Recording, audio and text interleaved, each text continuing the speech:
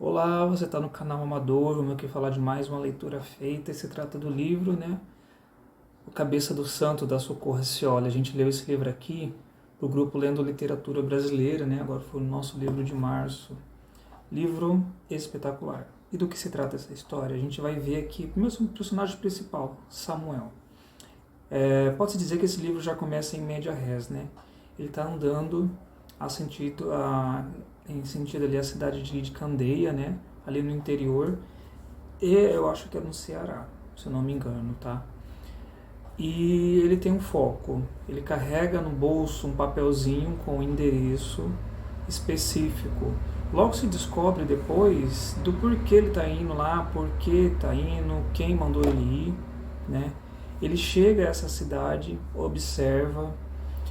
É uma cidade pequena, Você pode mentalizar aí aquelas cidadezinhas do interior, sabe, do sertão, onde há poucas pessoas, onde quase todo mundo se conhece. Então, é essa cidade de Candeia.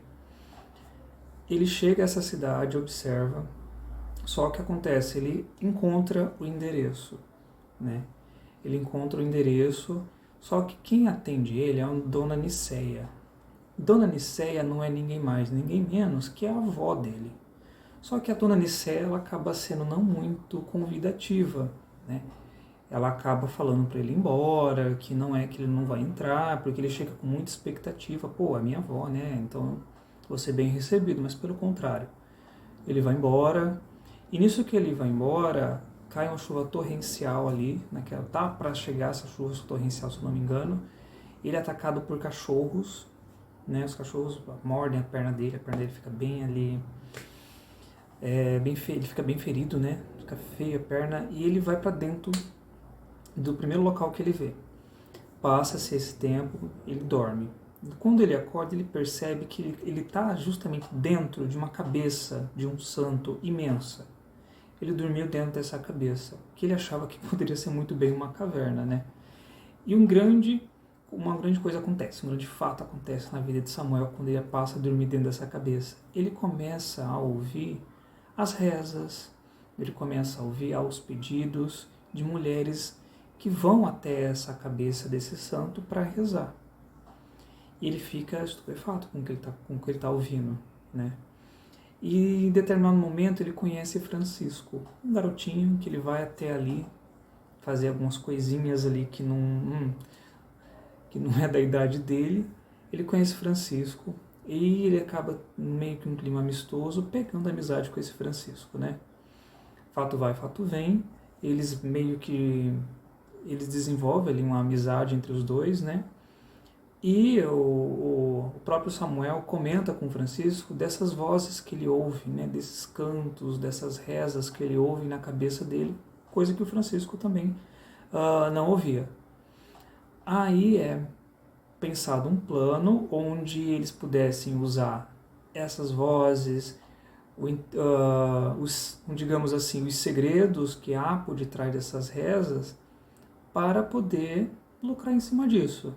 A gente fala aqui de uma cidade pequena, uma cidade que não tem muito para onde se desenvolver, onde as pessoas estão geralmente fadadas ali a viver em condições, se não suburbanas ali, nas mazelas, enfim, condições precárias, e tirar proveito da onde conseguir, Então é justamente esse o plot principal desse livro.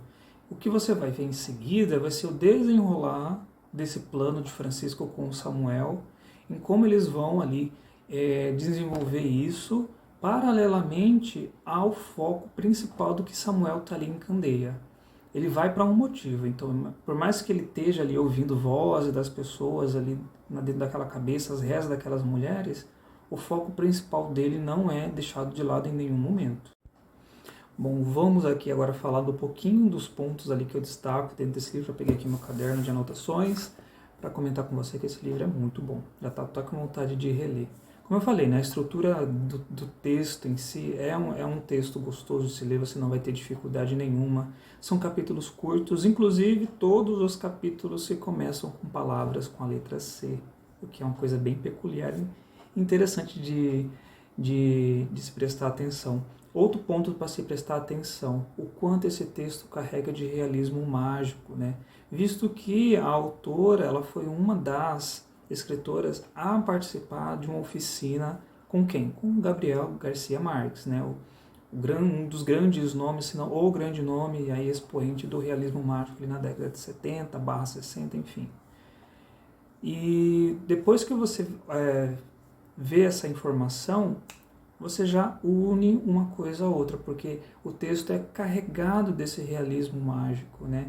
Desses toques de fantástico dentro dessa história e que também serve como uma crítica, né? Ela expõe ali algumas coisas e usa esse realismo mágico de modo a colocar umas alegorias ali, não dizer diretamente, fazer o leitor pensar um pouquinho a respeito do que ela quer dizer quando ela coloca esse realismo mágico dentro da história, né?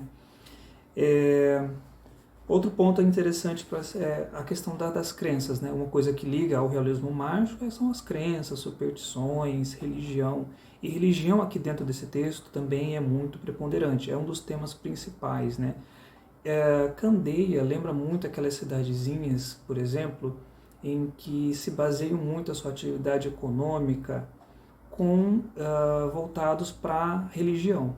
A gente vê isso, por exemplo, lá no próprio Ceará, né? Tem Juazeiro do Norte, onde tem a estátua lá imensa do Padre Cícero, onde várias pessoas acabam indo até lá em sinal de devoção, tudo isso. Aqui no estado de São Paulo você encontra a Aparecida do Norte, onde também toda a cidade ali está voltada, ou se não boa parte da cidade é voltada, né, para a economia que as visitas dos romeiros, dos devotos de Aparecida do Norte levam, né, acabam fazendo acontecer ali naquela cidade. Então, você já dá para esperar que vários personagens que têm essa devoção ali por santos, né, por essa religião, principalmente santos, né, como Santo Antônio e São Francisco. A diferença é que Samuel não. Samuel é descrente, ele desconfia. Você pode até perceber que dentro dele há uma certa raiva, né, ali dentro dele. Até porque, se você for ver, a vida de Samuel ele nasceu dentro de uma família disfuncional, né? O seu nascimento, não conhecia o pai, não teve o pai por perto dele, enfim, a mãe faleceu. Então, essa ideia de devoção para ele já não cabia dentro dele. Ele é uma pessoa totalmente descrente, ele critica e, né, é engraçado que ele é a pessoa que ouve as rezas, ele que ouve as preces, né? E eu fui dar uma pesquisada dentro da Bíblia, o profeta Samuel, né, também. É ele que tem esse contato com Deus, ele que ouve a Deus ali dentro, que vai ali em prol dos israelitas contra os filisteus ali dentro, e nada mais é que ele faz essa mobilização dentro da Bíblia. Uma coisa que acontece em Candeia também, né? Depois que ele se junta a Francisco, ele mira um plano ali para tentar angariar ali recursos financeiros, acaba mobilizando a cidade inteira também, mas por um outro propósito, né, obviamente. A gente pode perceber que o arco narrativo dele é bem definido, né? Você percebe ali uma redenção, não sei se eu poderia colocar aqui uma redenção, porque eu não vou dar spoiler, mas o final do livro me soou um pouquinho aberto e não deu grandes conclusões a respeito sobre a finalização do arco de Samuel. Então você não, até então, hoje colocando aqui que eu não sabia te responder se há uma redenção ou não do próprio Samuel a respeito da sua trajetória, depois de tudo que eles passam, depois de toda a experiência que ele tem dentro desse livro, né, dentro daquela cidade de Candeia, que vai ser muito reveladora para ele. Então dá a parecer que ele pode ter um arco de redenção, mas o final ele ainda deixa umas lacunas abertas ali. Então, ou eu posso estar tendo essa minha visão, mas também pode ter uma pessoa que pode ter uma visão completamente diferente e olhar para esse final e ser completamente satisfatório, né? Dentro disso eu coloquei 2 detalhes que também carregam muito dentro desse livro, 2 temas, né? A espetacularização da fé, né? Você vê muito disso dentro da personagem Francisco, em que ele mobiliza ali esse ato de que o Samuel está ouvindo as preces das pessoas E ele é colocado como o profeta, né? Como está na Bíblia, e as pessoas se reúnem em volta dele, então há a comercialização de produtos ali, enfim, há essa espetacularização dessa fé, como há hoje, né? A gente vê muito disso. E também a questão de como a elite ali dentro dessa cidade se comporta, porque Samuel começa a chamar a atenção. E a elite que estava ali, não digo adormecida, mas resignada, não acho que nem a palavra resignada, mas ela estava à margem daquela situação miserável que Canindé se encontra, porque é dito que essa elite dentro dessa cidade, propriamente o prefeito mesmo, um pouco para ele interessava o desenvolvimento da cidade, olha para esse acontecimento ali dentro e já começa a se mobilizar ali para que essa cidade, de certa maneira, não ressurja, não cresça de novo, né? Para ele é muito mais interessante uma cidade que esteja ali com os dias contados, porque para isso para ele é benéfico, para os planos que ele tem para aquela região ali onde Canindé se encontra, né? E ver essa cidade ressurgindo, essa cidade onde as pessoas saem, se mobilizam e onde o principal fator é uma questão de cultura, religião, enfim, tudo isso, ele já olha com certa preocupação e começa a agir também. Então você já vê também um embate dos personagens que são antagônicos, né? Eles começam a aparecer. E meio que isso dá a entender, né? Como a gente olha para essas cidadezinhas do interior, a gente procura ali entender como essas políticas públicas agem nessas cidades, né? Você vê grande discrepância entre as pessoas que estão em classes mais baixas, pobres, e você vê aquelas pessoas que estão ali são eleitas para fornecer o mínimo necessário para todas as pessoas, para elas terem condições de sobrevivência. Elas estão usufruindo dos seus cargos para coisas maiores, né? Para o seu próprio deleite, para os seus próprios privilégios. Então, de certa maneira, também dá para encarar essa investida, né, desse prefeito de Candeia a Samuel, por exemplo, como isso, né?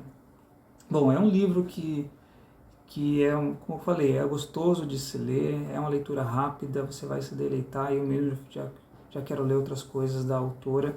Fica a dica, né, desse livro, Literatura Nacional Contemporânea de boa qualidade. Se você gostou do vídeo, se inscreva, tem vídeo aí toda semana, curta, né, e até a próxima.